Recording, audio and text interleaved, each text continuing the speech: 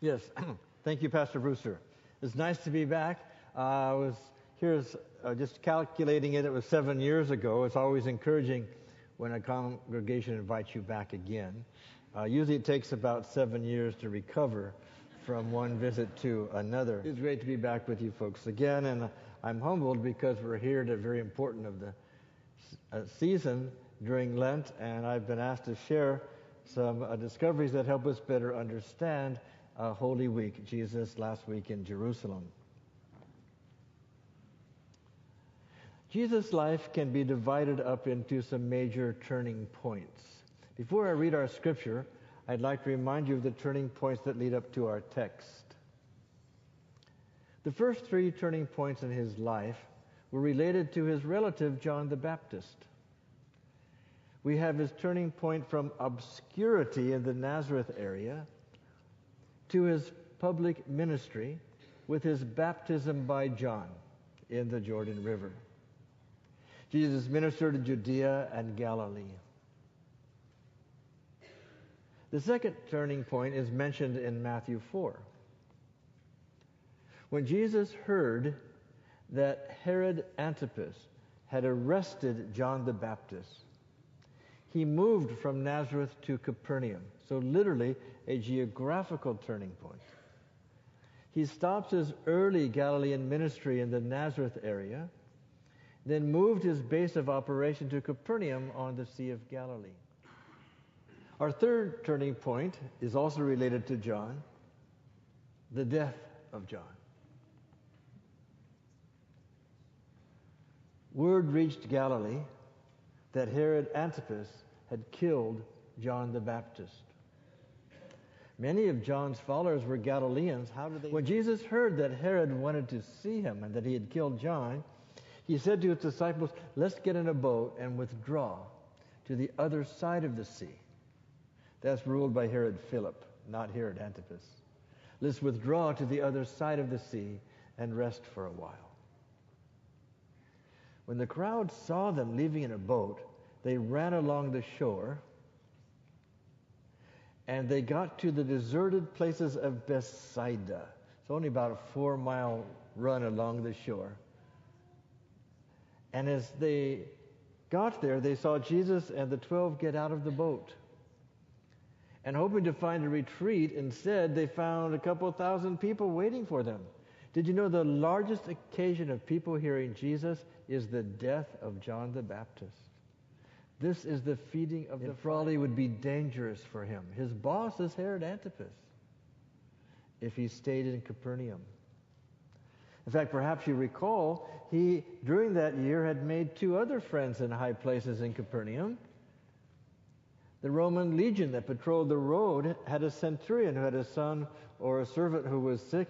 And remember, he's the one who said, sent word to Jesus, "I understand giving and taking orders and authority. I believe you have authority from God. You say the word, the boy will be okay." He's not going to report Jesus to the Roman legionnaire courts.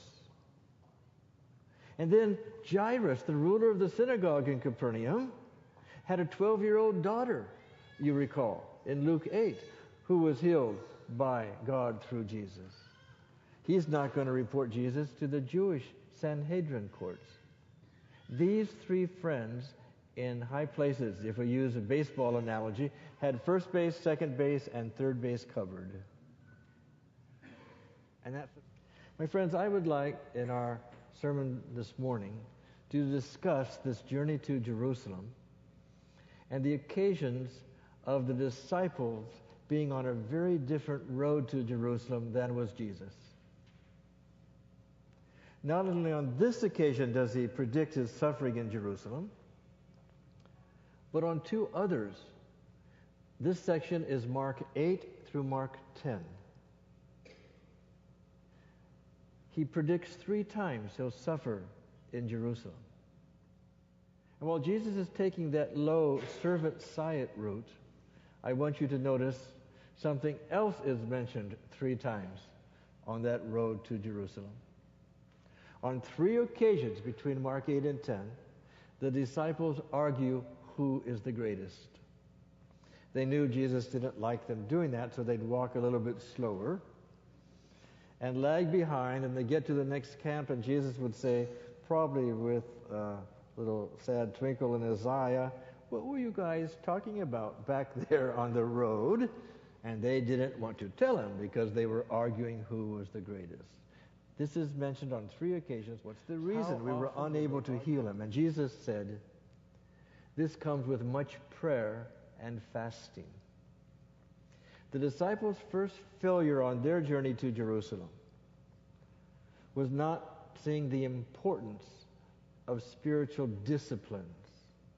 Christianity is much more than creeds, statements of belief. There's prayer. Remember it says, he took them up in his arms and he blessed them.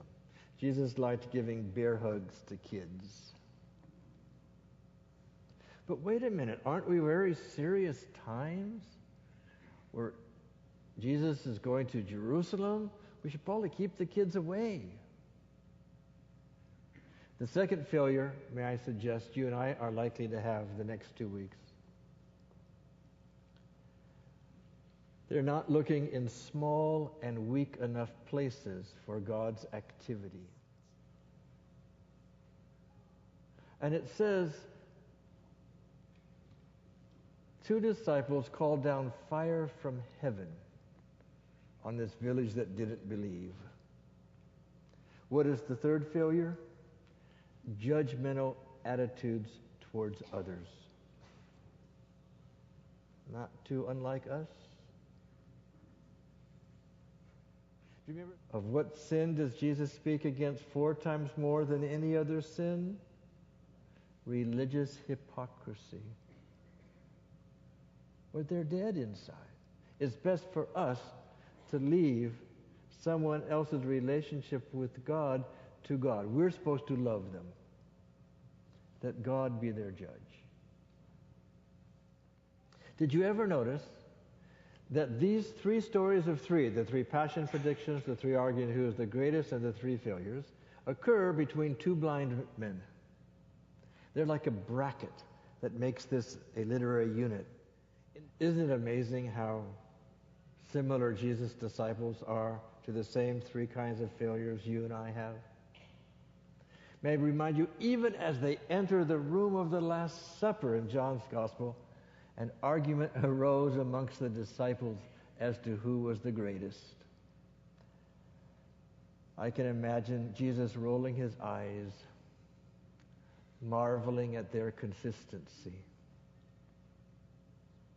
I hope you can join us tonight on our lectures in the afternoon. This evening we're going to talk about some amazing discoveries that help us with the next turning point in Jesus' life, Palm Sunday. We're going to